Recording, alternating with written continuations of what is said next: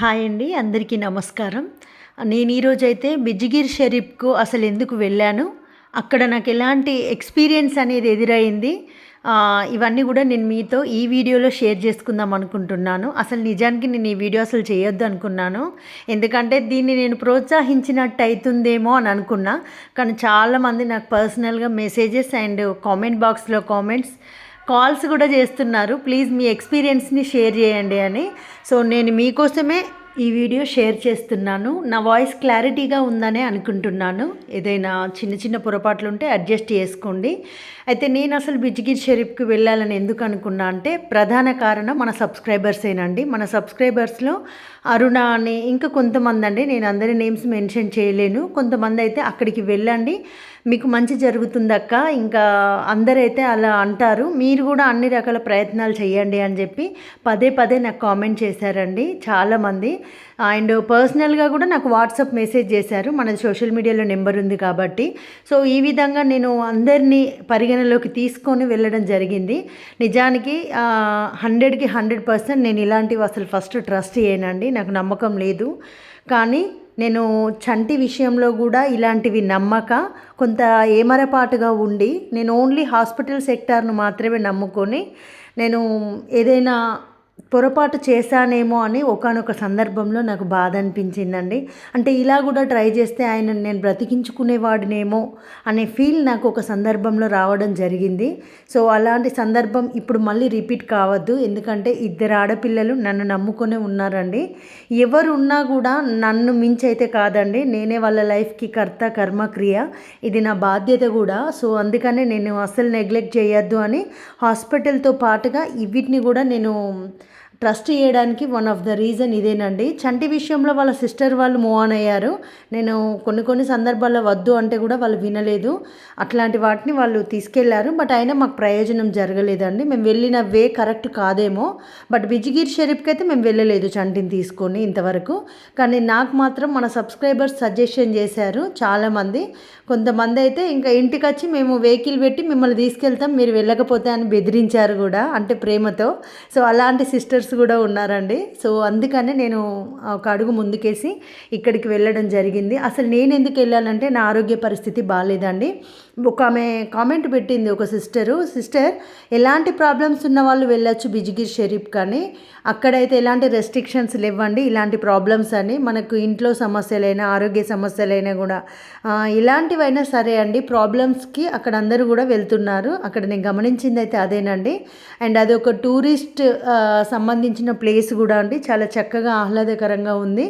And నేను ఎందుకు వెళ్ళాను, ఫస్ట్ రీజన్ ఏంటంటే, నాకు గత 15 రోజులుగా ఆల్మోస్ట్ 15 నుంచి 20 రోజుల నుంచి నాకైతే హెల్త్ బాగుండట్లేదండి. న్యూరోకి సంబంధించిన ప్రాబ్లం వచ్చింది. నేను ఇంతకుముందు ప్రీవియస్ వీడియోలో కూడా చెప్పాను, ఫిడ్స్ అనేది రావడం జరిగిందని. దానివల్ల నాకు కొంచెం తల భాగంలో దెబ్బ తాకి బ్లడ్ అనేది క్లాట్ అయిందండి.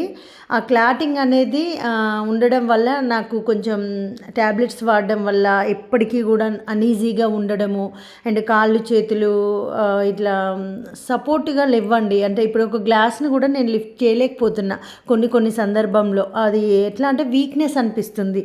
అండ్ నాకు నేనే ఎక్కువగా ఆలోచనల్లో పడిపోవడము, చాలా డిస్టర్బ్ అయిపోయిందండి నా లైఫ్. ఈ వీడియో వరకే నేను యాక్టివ్గా ఉంటున్నానండి, మీరు నమ్మితే నమ్మండి, లేదంటే లేదు. ఐఎమ్ ప్రామిస్ చేసి చెప్తున్నా. నేను చాలా అంటే చాలా ఎనర్జీని కోల్పోయాను. నేను ఇంతకు ముందు కంటే కూడా చాలా వెయిట్ లాస్ అయ్యానండి. ఆల్మోస్ట్ 10 to 12 kgs నేను వెయిట్ లాస్ అయ్యాను. కాకపోతే మెడిసిన్ ఎఫెక్ట్ వల్ల మళ్ళీ ఇప్పుడైతే వాటర్ లాగా ఫామ్ అవుతుందండి బాడీలో. సో దానివల్ల మళ్ళీ వెయిట్ గెయిన్ అవుతున్నాను నేను. నాకు తెలుస్తుంది నా బాడీలో వాటర్ లాగా ఫామ్ అవడం, బాడీ బరువుగా ఉండడము, ఎప్పుడు కూడా నిద్ర రావడము. అసలు నేను మధ్యాహ్నం నిద్ర అనేది నా జీవితంలోనే లేదండి. ఎంత టైర్డ్ అయినా కూడా, ఎంత స్ట్రెస్ ఫీల్ అయినా కూడా నేను మధ్యాహ్నం నిద్రను ఎంకరేజ్ చేయను, నాకు అసలు అది అలవాట్లేదు. కానీ ఫస్ట్ టైం లైఫ్లో నేను ఆఫ్టర్నూన్ నిద్రపోతున్నానండి. నిద్రపోవడం కాదు, ఆటోమేటిక్గా ఇంకా ఇంకా నేను పడుకోవాలని నా మైండ్ అక్కడికి తీసుకెళ్ళిపోతుంది. ఒక 3-4 అవర్స్ నాన్ స్టాప్గా పడుకున్న తర్వాతనే నేను లేస్తున్నానండి. అలాంటి మూమెంట్స్ని, అలాంటి అన్ఎక్స్పెక్టెడ్ థింగ్స్ని నేను చోటు చేసుకుంది నా లైఫ్లో. సో ఇదంతా కూడా ట్యాబ్లెట్స్ ప్రభావమే అండి. న్యూరోకి సంబంధించిన మెడిసిన్ ఈ విధంగానే ఉంటాయంట డాక్టర్ చెప్పారు.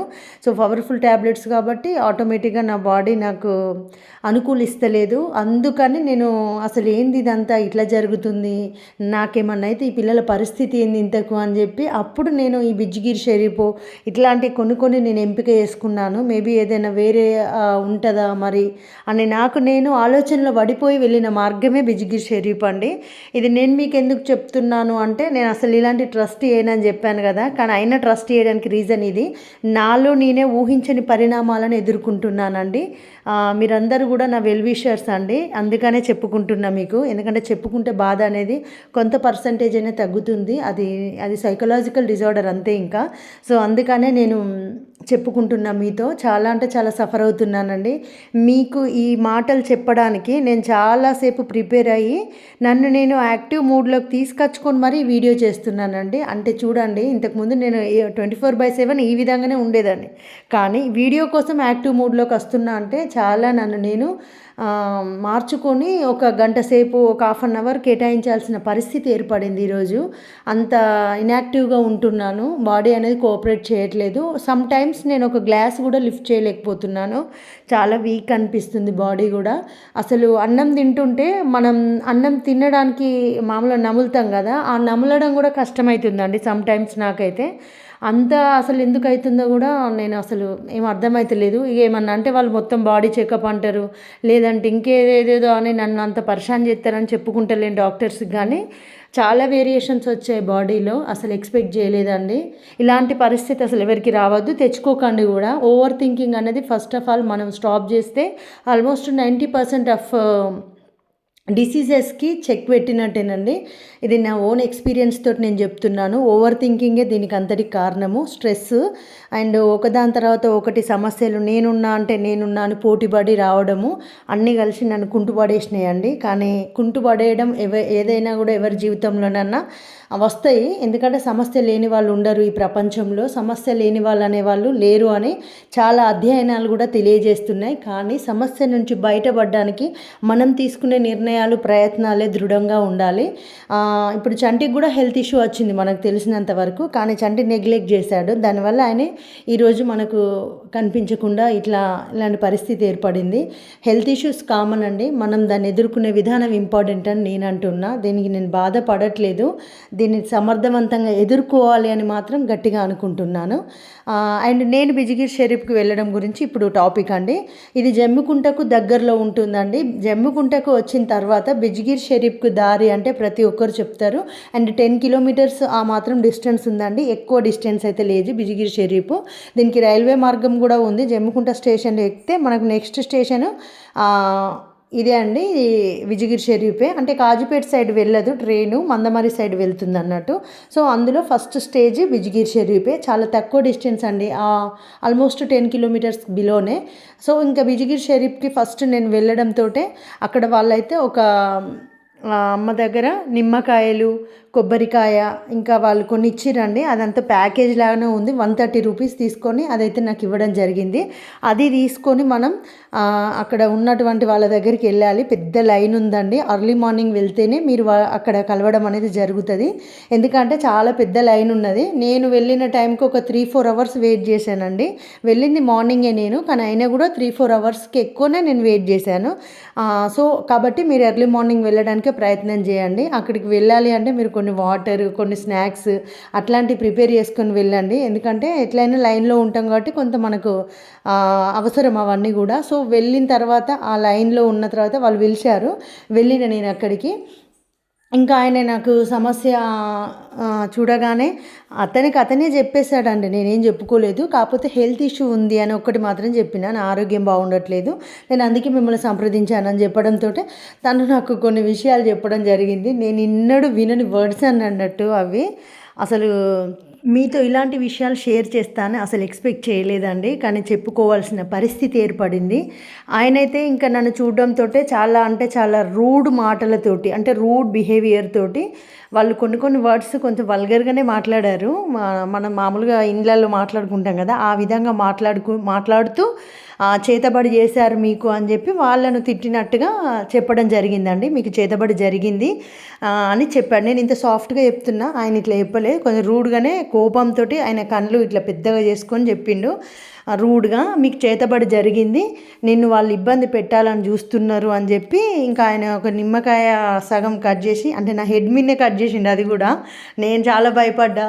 అండ్ అదేవిధంగా నేను తీసుకెళ్ళిన కొబ్బరికాయ ఏదైతే ఉందో ఆ వాటర్ ఇంకా నాకే తాగమని చెప్పిండండి. ఆయన ఇట్లా కొట్టి ఆ తర్వాత ఒక తాయెత్తి ఇచ్చిండు, అది మెడలో ఆయన కట్టిండు. అండ్ అదేవిధంగా నా చున్నీకి ఏదైతే ఉందో అక్కడ ఒక నిమ్మకాయను ఆ చున్నీకి ఎడ్జెస్లో కట్టిండు. దాన్ని ఇది నిప్పుల్లో వేసి ఇంటికి వెళ్ళిన తర్వాత 5 వారాల తర్వాత మళ్ళీ తిరిగి ఇక్కడికి ఈయన దగ్గరికి వచ్చేటప్పుడు దాన్ని నిప్పుల్లో వేసి కాల్చి తీసుకొని అక్కడే బూడిదలాగా చేసేయమని చెప్పిండు. 5 వీక్స్ అన్నట్టు రెగ్యులర్గా రావాలని చెప్పిండు. ఆయన మర్చిపోయానండి. చాలామంది అడిగారు అసలు ఏ వారాలల్లో చూస్తారు అక్క అని. సండే చూస్తారట అండి. అండ్ అదేవిధంగా ఫ్రైడే రోజు కూడా చూస్తారంట. ఫ్రైడే అండ్ సండే ఈ 2 డేస్లో ఆయనను మనం విజిట్ కావచ్చు అంట. సండే నన్నైతే ఎవ్రీ సండే 5 వీక్స్ రమ్మని చెప్పారు. వచ్చిన ప్రతిసారి కూడా కొన్ని చెప్పిండన్నట్టు, కొన్ని పొగలు అంటారు కదా మనకు, ఇట్లా అవి ఇచ్చిండని. వీటితోటి ఇల్లంతా కూడా పొగ వేసుకోవాలి, మళ్ళీ తలస్నానం చేసినప్పుడు నేను కూడా అవి వేసుకోవాలి. అదేవిధంగా నిమ్మకాయ ఆయన ఇచ్చిన ప్రతిరోజు ఒకటి షర్బత్ లాగా వేసుకొని తాగాలి అని చెప్పిండు. అండ్ నేను తీసుకెళ్ళిన నిమ్మకాయలో ఒకటి కట్ చేసి అది హాఫ్ నాకు ఇచ్చిండు నోట్లో వేసుకొని నమ్మలమని. ఆ తర్వాత అది ఇంకా అవన్నీ చెప్పిండన్ని, ఇట్లా మీకు చేతబడి జరిగింది, మీకు ప్రమాదం అనేది పొంచి ఉంది, మీరు జాగ్రత్తగా ఉండాలి, ఇంకా 5 వీక్స్ నా దగ్గరికి రండి, నేను మిమ్మల్ని ఆ బాధ నుంచి బయటపడేస్తాను, మీరు నమ్మాల్సిందే అని చెప్పిండు. నేను అన్న ఇదంతా నిజమేనా, వాస్తవమేనా అండి అని నేను కొంత ఆశ్చర్యార్థకంగా అడిగాను ఆయనను. ఎందుకంటే మనకి ఎందుకండి భయం, వెళ్ళిందే మన డౌట్స్ క్లారిఫై చేసుకోవడానికి, ఇదంతా నమ్మచ్చా అండి అని చెప్పి అంటే, లేదు నమ్మచ్చు, మీరు అలా మాట్లాడకండి, మీకు జరిగింది వాస్తవము, అందుకే మీరు ఇంత సడన్గా ఇలా అయిపోయారు అని చెప్పారు. సరే, ఇంతవరకు వాస్తవం ఏదో దైవ నిర్ణయం అండి, మనకేం తెలియదు, ఏది మన చేతిలో ఉండదండి, ఏది మన చేతిలో ఉంటే అది అసలు లైఫే కాదు. సో నేనైతే వెళ్ళాను, సబ్స్క్రైబర్స్ తీసుకెళ్ళారు, ఒక సిస్టరు వెళ్ళాను. ఇంకా తర్వాత ఇంతవరకు అయితే జరిగింది. అక్కడైతే ఒక దర్గా కూడా ఉంది కదా, అది సమాధులు అంటారు కదా దర్గా, ఇంకా నేను అది కూడా విజిట్ చేశానండి. అదైతే ఎక్సలెంట్గా ఉందండి. టోటల్ గాజుతోటి కట్టింగ్ చేసి వాటిని మొత్తం ఇట్లా డిజైన్ చేశారండి. ఆ వాస్తు శైలి అనేది ఎక్స్ట్రాడినరీ అండి. దర్గా ఎక్సలెంట్గా ఉంది. అందులో స్త్రీలకు ప్రవేశం లేదట. బయట నుంచి మాత్రం నేను అది చూశాను. ఒక 11 రౌండ్లు దాని చుట్టూ ఇట్లా నడవమని చెప్పారు ఆయన. ఒక 11 చుట్లు అట్లా నడిచి ఆ తర్వాత మొక్కుకొని వెళ్ళిపోండి మీరు అని చెప్పారు. నేను ఇంకా ఆ దర్గా చుట్టూ ఒక 11 రౌండ్లు వేసాము. తర్వాత అవన్నీ చూసామండి. చాలా అంటే చాలా బాగుంది. చుట్టూ గ్రీనరీ, కొండలు, అదంతా కూడా బాగుంది. అక్కడ ముస్లిమ్స్ అని కాదండి, అన్ని ఆల్ టైప్స్ ఆఫ్ వాళ్ళు అక్కడ కనబడ్డారు. నాకైతే హిందూసే ఎక్కువ ఉన్నారు. ఈ ప్లేస్ అయితే కుల మతాలకు అతీతం అని మాత్రం అర్థమైంది. ఎందుకంటే అక్కడ హిందూస్ ఉన్నారు, ముస్లిమ్స్ ఉన్నారు, ఇంకా చాలా కమ్యూనిటీస్ వాళ్ళు కూడా ఉన్నారండి, నేను అబ్జర్వ్ చేశాను. సో కాబట్టి అక్కడైతే కులాలు మతాలకు అతీతంగానే అనిపించింది. అందరు కూడా అక్కడికి వచ్చి దర్శనం చేసుకుంటున్నారు. సో అందుకనే నాకు అలా అనిపించింది. అండ్ అదేవిధంగా నేను వెళ్ళడం అయితే ఇది మొదటిసారి. అండ్ అక్కడ డబ్బులు అయితే ఏం డిమాండ్ లేదండి, మనకు తోచినంత ఆయనకి ఇవ్వచ్చు. నేనైతే 200 రూపీస్ ఇచ్చాను, కొంతమంది 100 కూడా ఇచ్చారు. అంటే వాళ్ళు మీ ఇష్టం, మీకు ఎంత ఇవ్వాలనిపిస్తే అంత ఇవ్వండి అని అన్నారు. నేను 200 రూపీస్ అయితే ఇవ్వడం జరిగింది. సో ఎవరి ఇష్టం వాళ్ళది. అక్కడ ఏం డిమాండ్ కూడా లేదండి. అక్కడ ఖర్చు కూడా ఏం కావట్లేదు మనకు. అంటే వాళ్ళు 5 వారాలు వెళ్ళడం ఇదే సేమ్ రిపీట్ అవుతుందేమో, మరి ఆ ఒక్కొక్క వారంలో మరి ఇంకేదైనా ఉంటుందేమో తెలియదు మనకు.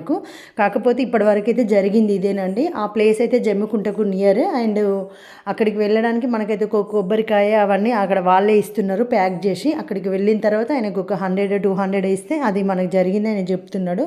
సో నాకైతే ఈ విధంగా చేతబడి జరిగిందని చెప్పిండని. ఎంతవరకు వాస్తవం అనేది మీరే నాకు మీ అభిప్రాయాన్ని కామెంట్ రూపంలో తెలియజేయండి. అండ్ నేను ఒక విషయం మీతో ఇంపార్టెంట్ ఇక్కడ చెప్పాలనుకుంటున్నాను. ఈ టాపిక్ అయిపోయింది, మీ అందరి డౌట్స్ క్లియర్ అయినాయి అనుకుంటున్నా. నేను ఏదైనా మర్చిపోతే మీ అభిప్రాయాన్ని మీ కామెంట్ రూపంలో తెలియజేయండి. నేను చదివి దానికి రిప్లై ఇస్తాను. అంటే మీకు ఇంకేదైనా డౌట్స్ ఉంటే అక్క ఇంకా అక్కడ ఇదే అదా అని మీరు కొన్ని అడుగుతున్నారు కదా, నేను చెప్పలేనిది ఏదైనా ఉంటే మీరు మళ్ళీ కామెంట్ చేయండి, నేను ఖచ్చితంగా ఆన్సర్ చేస్తాను. అసలు ఈ ఎక్స్పీరియన్స్ని నేను షేర్ చేయడానికి కూడా ఒక సబ్స్క్రైబర్ నాకు కామెంట్ చేసి we are waiting for your experience అక్క అని ఒక సబ్స్క్రైబర్ అయితే నాకు కామెంట్ చేసింది. సో నేనైతే అందుకే ఈ వీడియో షేర్ చేస్తున్నానండి. అండ్ అదేవిధంగా ఇక్కడైతే ఈ చున్నీ మీద ఇట్లా కప్పుకున్నా చూడండి, అది ఒక సాంప్రదాయం ఇక్కడ. సో అందరైతే ఆ విధంగానే చేస్తున్నారు. ఎక్కడికైనా మనం వెళ్తే విజిట్ చేస్తే కనుక అక్కడ ఆచార సాంప్రదాయాలను తప్పకుండా రెస్పెక్ట్ చేయాలండి. మనకు నచ్చినా నచ్చకపోయినా కూడా కొన్ని పాటించాలి. ఒకవేళ పాటించని ఎడల అక్కడికి వెళ్ళకూడదు కూడా, ఎందుకంటే దాన్ని మనం అవమానించినట్టే. అందుకనే నేను ఇక్కడ చున్నీ అయితే తలపైన వేసుకోవడం జరిగింది. మీరు ఎవరు కూడా దాన్ని వేరేలా అనుకోకండి. అండ్ అదేవిధంగా చాలామంది ఇది నమ్మచ్చా నమ్మకపోవచ్చా అని కూడా అనుకుంటాము. అప్పుడు నాకైతే ఒక బలమైన మాట వినిపించిందండి. పాజిటివ్ అనేది ఉంది అంటే ఆటోమేటిక్గా నెగిటివ్ కూడా ఉంటుంది అని. మనం దేవుడు ఉన్నాడు అని నమ్మితే దానికి ఆపోజిట్ డైరెక్షన్ ఈ బ్లాక్ మ్యాజిక్ అంటాం కదా మనం, ఇలాంటివి కూడా ఉన్నావని నమ్మాలండి. సో ఇది నాకైతే ఒకరు కన్వే చేయడం జరిగింది చాలా స్ట్రాంగ్గా. అందుకనే నేను కూడా కొంతవరకు నమ్ముతున్నాను.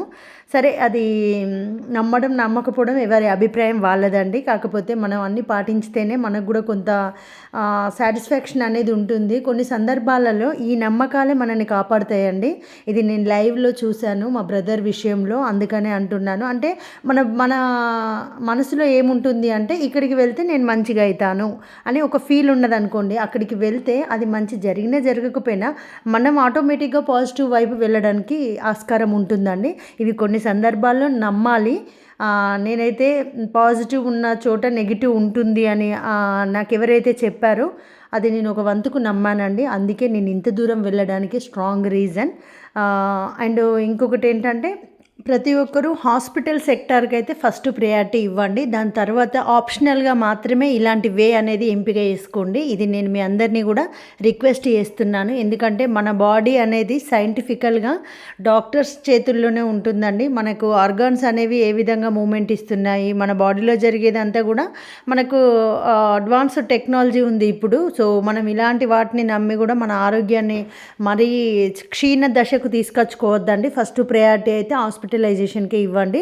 దాని తర్వాతనే ఇది ఆప్షనల్గా తీసుకోండి. It's my request. అండ్ ఈ విధంగా నాకు కావడం అనేది మా కుటుంబాన్ని అయితే తీవ్ర విషాదంలో పడేసిందండి.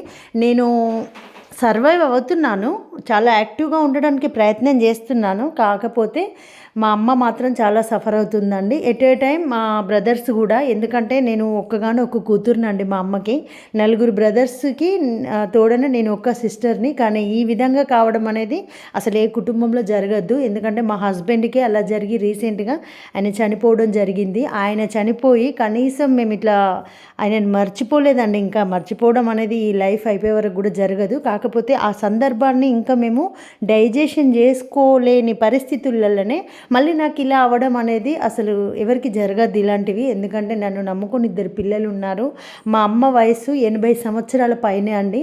ఆమె బాధ వర్ణాతీతము, చాలా బాధపడుతుందండి. ఈ వయసులో ఆమెకి ఈ బాధ అవసరమా అని నాకు అనిపించింది. నా వల్ల ఇంత సఫర్ అవుతుంది అని నేను చాలా ఇబ్బంది పడుతున్నాను. అది చెప్పుకోలేను కూడా, చెప్పుకున్నా తగ్గేది కాదండి. సో అలాంటి ప్రాబ్లమ్స్ నేను ఫేస్ చేస్తున్నాను. మా అమ్మని చూస్తే చాలా బాధ అనిపిస్తుందండి. ఎందుకంటే నేను తనకు సర్వీస్ చేసే టైంలో తను నాకు సేవలు చేస్తుందండి. ఇలాంటి పరిస్థితి ఏ కూతురికి రావద్దు, ఏ తల్లికి రావద్దు, ఏ పిల్లలకి రావద్దండి. నిజంగా చనిపోయిన నా భర్త ఆత్మ శాంతించలేదేమో అనిపిస్తుంది. ఎందుకంటే ఆయన కూడా చాలా బాధపడుతూనే ఉంటాడు ఎక్కడున్నా కూడా. ఎందుకంటే ఆయన ఉన్నంతసేపు కూడా లాస్ట్ చివరి దశలో నేను పిల్లలు బాగుండాలనే తాపత్రయపడ్డాడు. తన తప్పును తను తెలుసుకున్నాడు. కానీ దేవుడు మాత్రం ఇంకా ఏం చేయాలనో అదే చేసేసాడు. కాబట్టి ఆయన కూడా ఎక్కడున్నా బాధపడుతున్నాడనే అనుకుంటున్నా. ఎందుకంటే మేము ఇంత సఫర్ అవుతుంటే ఆయన కూడా ఇబ్బంది పడుతూనే ఉంటాడు. పిల్లలు నా వల్ల సఫర్ అవ్వడం, నా వల్ల అమ్మ సఫర్ అవ్వడం, అసలు ఏం జరుగుతుందో కూడా అర్థమవుతలేదండి. ఒక యాంగిల్లో అంటే ఒక సర్క్యులర్గా ఇవన్నీ ప్రాబ్లమ్స్ చుట్టుముడుతున్నాయి మాకు. సో ఇంకా ఇది అయితే ఎవరికి జరగద్దు.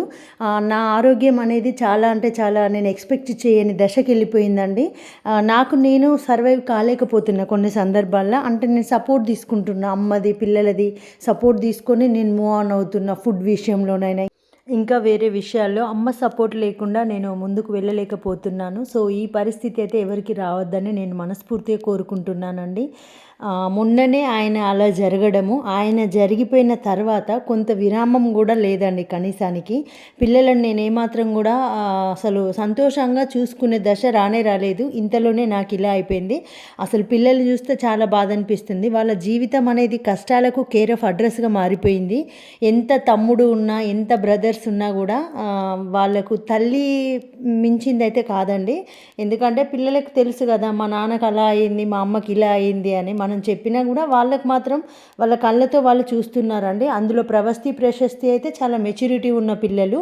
మిగతా పిల్లలకి వాళ్ళకు చాలా డిఫరెన్స్ అనేది ఉంటుంది. ఎందుకంటే వాళ్ళు చిన్నప్పటి నుంచి ఆల్మోస్ట్ కష్టాలతోటే మూవ్ ఆన్ అయ్యారండి. వాళ్ళ జీవితంలో సంతోషం అనేది దాదాపు లేదండి. కొన్ని సందర్భాలు మాత్రమే, అవి కూడా వేళ్ళ మీద లెక్క పెట్టుకునే సందర్భాలే. అన్ని కష్టాలను చవి చూసిరండి ఆ పిల్లలు. కాబట్టి వాళ్ళ బాధ అయితే దయనీయమే. నేను ఈ విధంగా అవ్వడం అనేది దురదృష్టకరమైన సంఘటన. కాకపోతే ఇకనైనా దేవుడు ఇంకా కరుణించి నా ఆరోగ్యాన్ని కుదుట పడేలా చేసి నా పిల్లలను చూసుకోవడానికి నాకు శక్తినివ్వాలని నేనైతే కోరుకుంటున్నాను. అదేవిధంగా మీరు కూడా మీ నిండు దీవెనలను అందించండి. మా కుటుంబం చల్లగా ఉండడానికి మీ ఆశీస్సులు అనేవి తప్పకుండా కావాలండి. ఎందుకంటే మనకు ప్రమాదకరమైన సంఘటనలు జరిగినప్పుడు కూడా కొన్ని బ్లెస్సింగ్స్ అనేవి ఆ ప్రమాదం జరగకుండా అడ్డుకుంటాయట. నేను దీన్ని స్ట్రాంగ్గా నమ్ముతానండి. అందుకనే అంటున్నా, నేను ఏ ప్రమాదంలోకి వెళ్ళబోయినా కూడా మీ బ్లెస్సింగ్స్ నన్ను దాదాపు ఆ ప్రమాదం అంచుల వరకు తీసుకెళ్ళి మళ్ళీ నేను తిరిగి పుంజుకునే విధంగా వెన్నంటి ఉంటున్నాయి. కాబట్టి ఈ సమయంలో కూడా మీ ఆశీర్వాదాలు నన్ను తిరిగి యథాస్థితికి తీసుకొచ్చి నేను ఏ విధంగా ఇంతకు ముందు ఉన్నానో ఆ పూర్వ వైభవం అనేది రావాలి. నా జీవితంలో నేను ఏ గోల్స్ని అయితే అనుకున్నానో ఆ గోల్స్ అన్నీ రీచ్ అయ్యి నా పిల్లల్ని నేను బాగా చూసుకునే విధంగా మీ ఆశీర్వాదాలు అనేవి నా వెన్నంటి ఉండాలని నేను మనస్ఫూర్తిగా మిమ్మల్ని అందరినీ వేడుకుంటున్నాను. నా పరిస్థితి అయితే ఏ ఆడపిల్లకు రావద్దండి. ఎందుకంటే ఇటు అమ్మను బాధపెట్టి, నాన్నను బాధపెట్టి, అన్నదమ్ములను బాధపెట్టి వివాహం చేసుకుంటే ఆ వివాహం చేసుకున్న వ్యక్తి కూడా మంచివాడు కాక నరకం అంటే ఏంటిదో ప్రత్యక్షంగా చూపించాడు. నేను చూశానండి. అవన్నీ ఎదుర్కొని పిల్లల కోసం ముందుకొస్తే ఈరోజు మళ్ళీ నేను బాగుండక కూడా మళ్ళీ ఇలాంటి విషాదకరమైనటువంటి పరిస్థితులను ఎదుర్కొంటున్నాను. ఆరోగ్యం ఖరాబ్ అవ్వడం అంటే ఏ కాలుకో చేతికో కాదండి. డైరెక్ట్ సెన్సిటివ్గా ఉన్నటువంటి మెదడు భాగానికి సంబంధించి ఇలా అవ్వడం అనేది చాలా బాధాకరం. దీనివల్ల నేను లైఫ్ టైం ఇబ్బంది పడే పరిస్థితులు ఉంటాయని డాక్టర్స్ చెప్పారు. ఇదే ఆలోచన కనుక కంటిన్యూ అయ్యి ఈ విధంగానే స్ట్రెస్కి కనుక లోనైతే బ్రెయిన్ స్ట్రోక్ అట్లాంటి డిసీజెస్ కూడా దారి తీసే అవకాశాలు ఉంటాయంట. అదేవిధంగా బ్రెయిన్ భాగం అనేది చాలా సెన్సిటివ్ కాబట్టి మనం దాని వేరియేషన్ అనేది తెలుసుకోవడం అనేది చాలా తక్కువ శాతం అని చెప్పిండు. కాబట్టి జాగ్రత్తగా ఉండాలి, చాలా కేర్ఫుల్గా ఉండాలని నాకైతే జాగ్రత్తలు చెప్పారండి. 6 months కోర్స్ అయితే వాడమన్నారు. ఈ 6 months కోర్స్ తర్వాత వాళ్ళు మళ్ళీ సిటీ బ్రెయిన్ స్కాన్, అదేవిధంగా ఇంకా కొన్ని స్కానింగ్స్ అయితే తీసి ఆ విధంగా మనకు మూవ్ ఆన్ అయ్యేలా చెప్తానన్నారు. మెడిసిన్ చేంజ్ చేయడమా లేదంటే ఇంతటితో స్టాప్ చేయడమా అనేది చెప్తా అన్నారు. ప్రస్తుతానికైతే నేను జాబ్ చేయట్లేదండి. ఎందుకంటే మెడిసిన్ వాడడం వల్ల నేను చాలా లేజీగా ఉంటున్నాను, అంత యాక్టివ్గా ఉండట్లేదు. కాబట్టి మెడిసిన్ అనేది కంప్లీట్ అయ్యేదాకా నేను జాబ్కి వెళ్ళకుండా ఉంటున్నాను. నా మెయింటెనెన్స్ అంతా కూడా మా బ్రదర్సే చూసుకుంటున్నారండి. బ్రదర్స్ అంటే కూడా ఇద్దరే, ఇంకా కుమార్ అన్నయ్య అండ్ రఘు మీకు అందరికీ తెలుసు కదా. సో వీళ్ళే నా మెయింటెనెన్స్, పిల్లల మెయింటెనెన్స్ అయితే చూసుకుంటున్నారు. అదేవిధంగా అమ్మ కూడా నాకు సపోర్ట్గానే ఉందండి. వాళ్ళు ఈ టైంలో నన్ను ఇంకా బాగా అవ్వాలి అని అన్ని విధాలా వాళ్ళు ప్రయత్నాలు చేస్తున్నారు. ఎందుకంటే పిల్లలకున్న ఏకైక ఆధారం నేనే కాబట్టి వాళ్ళు కూడా ఒక రకమైన భయానికి లోనయ్యారు. అక్కకేమన్నా అయితే, చెల్లెకేమన్నా అయితే పిల్లల పరిస్థితి ఏంది, మేము ఎంతమంది ఉన్నా తన మీదకైతే కాదు. కాబట్టి ఆమె మంచిగా అవ్వాలి అని వాళ్ళైతే చూసుకుంటున్నారు. సో ఇక్కడైతే నేను బిజిగిరి షరీఫ్ నుంచి తిరిగి మనం జమ్మికుంటకు వచ్చే బ్రిడ్జ్ అండి ఈ ఏరియా.